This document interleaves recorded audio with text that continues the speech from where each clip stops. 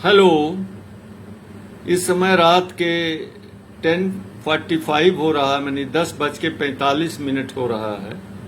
मैंने आज एक बॉक्स में एक पोस्ट डाला था जिसमें ये लिखा था, the problem of largest fresh water lake will be solve tomorrow morning. अभी बहुत से लोग इतने ज्यादा उतावले हो गए, कहें अरे सर अब रहस्य से पर्दा हटा दीजिए, उठा दीजिए। श्रीनेत्र जी ज्यादा ही उत्सुकता दिखा चुके हैं इस पर। तो मैंने सोचा चलो एक शॉर्ट वीडियो बना लेते हैं और कल सवेरे इसको अपलोड कर देंगे। तो देखिए, किसी भी जलाशय वाटर बॉडी, चाहे वो झील हो चाहे कोई भी वाटर बॉडी हो, उसके लार्जेस्ट या स्मॉलेस्ट होने का निर्धारण जो है वो 3 आधारों पर किया जाना चाहिए। द लार्जेस्ट और smallest water body like lakes must be determined on 3 basis. Number 1, surface area of the lake, झील का सरफेस क्षेत्रफल। नंबर 2, कैचमेंट एरिया, जल ग्रहण क्षेत्र, माने कितने क्षेत्र का जल अमुक झील में आता है। और तीसरा, वाटर वॉल्यूम, माने उस झील में जल का कुल आयतन कितना है। अब अगर ये प्रश्न पूछा जाता है आयोग में कि विच of the following is the largest fresh water lake, बस इतना ही, कोई आधार नहीं दिया जाता है, तो ये प्रश्न ही गलत है। क्योंकि इसके लिए आधार होना चाहिए, ऐसे सवाल होना चाहिए, which of the following is the largest fresh water lake of India on the basis of surface और on the basis of water volume और on the basis of catchment area, तब ये प्रश्न सही होता है। तो अगर हम सरफेस एरिया को लेते हैं तो वुलर लेक का क्षेत्रफल है 189 स्क्वायर किलोमीटर और मणिपुर की लोकतक झील का क्षेत्रफल है, सरफेस एरिया जो है वह 287 स्क्वायर किलोमीटर है। तो देखिए, अब तो स्पष्ट है ना, आंकड़ा है आपके पास कि सरफेस एरिया के आधार पर भारत की फ्रेश वाटर लेक सबसे बड़ी कौन है? लोकतक झील है।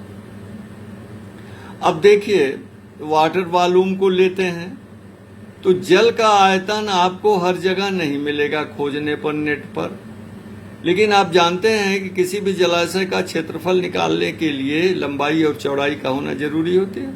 Length into width is equal to the area, और एरिया आपको जो है वो मिल जाएगी सभी झीलों की, लोकतक झील की भी, वुलर झील की भी। और आयतन कैसे कैलकुलेट करते हैं? Length into width into depth, तो जल की गहराई का होना ज्यादा है, जरूरी है। तो अगर सरफेस एरिया कम भी है लेकिन जल की गहराई बहुत अधिक है तो आयतन तो अधिक हो जाएगा जल का। अब जैसे देखिए, वुलर झील का सरफेस एरिया यानी लेंथ इंटू विड्थ ही तो सरफेस एरिया है, सरफेस एरिया 187 स्क्वायर किलोमीटर है और ये बदलता रहता है, मतलब जो है मानसून और गैर मानसून पीरियड में। लेकिन डेप्थ इसकी मैक्सिमम कितनी है? 14 मीटर की, 14 मीटर।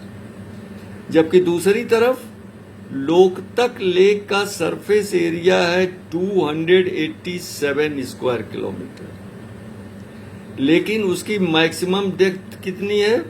4.6, यानी समझ लीजिए आधे से भी कम गहरी है। वुलर झील की तुलना में लोकतक झील आधा से कम गहरी है।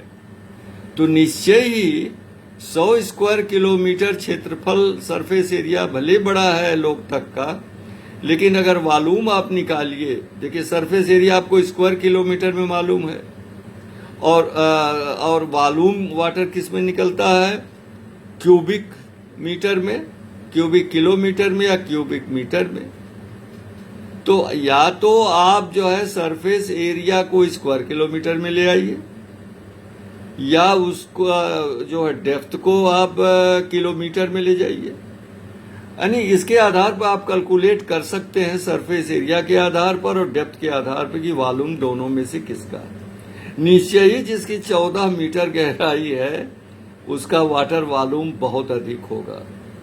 तो on the basis of water volume lake Wular is largest fresh water lake of India. तो अगर आयोग में अधूरा सवाल पूछा जाता है तो आप उसके लिए लड़ सकते हो, आप उसके लिए प्रतिवेदन कर सकते हैं आप।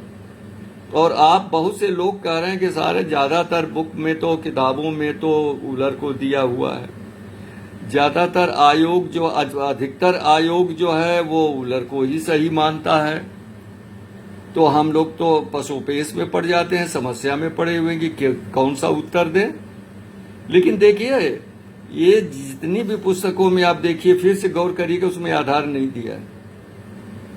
आधार का होना बहुत जरूरी है। हो गया निस्तारण समस्या का। फिर से दोहरा दे रहा हूं कि सरफेस एरिया के आधार पर लोकतक लेक भारत की सबसे बड़ी ताजे जल की झील है, और जल के आयतन के आधार पर वूलर झील सबसे बड़ी झील है। नमस्कार जी, गुड नाइट।